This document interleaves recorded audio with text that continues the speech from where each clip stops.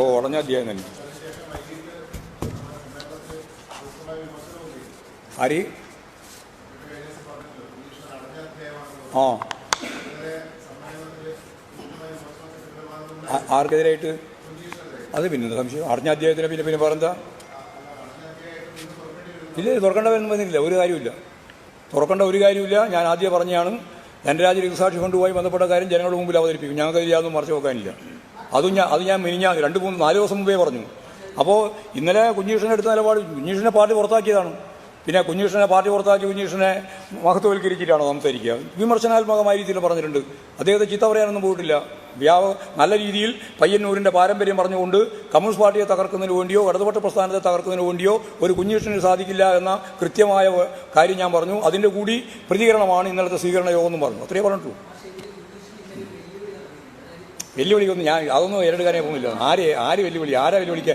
പാർട്ടിയിൽ നിന്ന് പുറത്താക്കിയിട്ടുള്ള ഒരാൾ പിന്നെ എന്ത് വെല്ലുവിളി വിളിക്കുക? ഞങ്ങളതൊന്നും അന്വേഷിക്കാനേ പോകുന്നില്ല, അന്വേഷിക്കാൻ പോകുന്നില്ല എന്ന് മലയാളിലെ പറയുന്നു. ഏത് കണക്കെല്ലാം ഞങ്ങൾ പരസ്യമായിട്ട് പറഞ്ഞിട്ടില്ല. മനസ്സില്ല പോരെ? കുഞ്ഞീഷ്ടം പറയുന്ന ചോദ്യം കൊണ്ട് പുറപ്പെട്ടിരിക്കുക ചെറിയ ആൾ. നിങ്ങൾ കുറേ കൊല്ലം നടക്കും, അത് അത്രയൊന്നും കാലം നടക്കില്ല, വളരെ ചുരുക്കം സമയം കൊണ്ട് അവസാനിക്കും. ഏതാ, ഏഷ്യാനെറ്റാണോ? അല്ലാതെ ചോദിച്ചത് റിപ്പോർട്ടറോ? ശരി, ഇല്ല, കുഞ്ഞീഷ്ടം പറയുന്നത് ചർച്ചയില്ല. കുഞ്ഞീഷ്ടൻ്റെ കണക്ക് നോക്കേണ്ട ഉത്തരവാദിത്വം കമ്മ്യൂണിസ്റ്റ് പാർട്ടിക്ക് ഇല്ല. കമ്മ്യൂണിസ്റ്റ് പാർട്ടി കൃത്യമായ കണക്കുണ്ട്. പിന്നെ ഇതിനാ കുഞ്ഞീഷ്ടൻ്റെ കണക്ക് നോക്കുന്നു? കുഞ്ഞീഷൻ എന്തെല്ലാം പറയാൻ ഇന്ന് കമ്മ്യൂണിസ്റ്റ് പാർട്ടിയിൽ നിന്ന് പുറത്താക്കി കഴിഞ്ഞാൽ ആ കുഞ്ഞീഷൻ പറയുന്നത് ഞങ്ങളാരെങ്കിലും മുഖവിലേക്ക് എടുക്കുമോ? ഏത് കണക്ക്?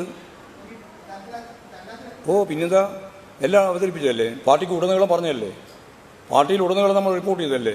ഞങ്ങളുടെ കണക്കില്ലേ, ആ കണക്ക് ഞങ്ങൾ അവതരിപ്പിക്കും. അതിനെന്താ കുഴപ്പം? ജനങ്ങളുടെ മുമ്പിലും അവതരിപ്പിക്കും. പറഞ്ഞില്ലേ? പിന്നെന്താ? ജനങ്ങളുടെ മുമ്പിൽ എങ്ങനെയാണ് അവതരിപ്പിക്കേണ്ടത്? അതുപോലെ ജനങ്ങൾ പാർട്ടി മെമ്പർമാർ മാത്രമാണോ? നമുക്ക് നോക്കാം. നിങ്ങൾക്ക് നിർദ്ദേശം ഉണ്ടോ പറയാം.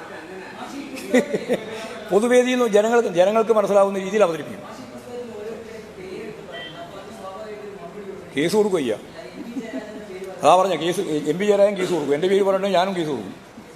പിന്നെന്താ? തോന്നിവാസം പറയാൻ പുറപ്പെട്ടാൽ അതിന് കേസ് കൊടുക്കും. ജയരാജേട്ടൻ പറഞ്ഞാലും ഗോവിന്ദമാഷ് പറഞ്ഞാലും ആര് പറഞ്ഞാലും ഇമാതിരി തോന്നിവാസം എന്തെങ്കിലും പത്രത്തിലോ അല്ലെങ്കിൽ ഈ പറയുന്ന പുസ്തകത്തിലോ എഴുതി വെച്ചിട്ടുണ്ടെങ്കിൽ അതിനെതിരായിട്ട് കേസ് കൊടുക്കേണ്ടി വരും. പോരെ? കുഞ്ഞികൃഷ്ണൻ്റെതായ അഭിപ്രായമാണ്, അത് പാർട്ടിയുടെ അഭിപ്രായമല്ല. കുഞ്ഞികൃഷ്ണൻ പാർട്ടിയെ തിരുത്താൻ വേണ്ടി ഇറങ്ങിപ്പുറപ്പെട്ടത് പാർട്ടിയെ തകർക്കാനാണ്. അത് പാർട്ടിക്കും ജനങ്ങൾക്കും അറിയാം. പാർട്ടിയെ തകർക്കാൻ ശ്രമിച്ചവരുമായി പാർട്ടി യാതൊരു സന്ധിയുമില്ല. ഇനി പാർട്ടിയെ തകർക്കാൻ ലക്ഷ്യമാക്കി എഴുതിയ പുസ്തകങ്ങൾ ആരുടെയൊക്കെ പേരുകൾ പരാമർശിച്ചാലും വ്യക്തികളല്ല പാർട്ടി, പാർട്ടിയാണ് പാർട്ടി. പാർട്ടി അംഗങ്ങൾ മാത്രമല്ല പാർട്ടി, പാർട്ടി അംഗങ്ങളോടൊപ്പം ബഹുജനങ്ങളും ഉൾക്കൊള്ളുന്നതാണ് പാർട്ടി.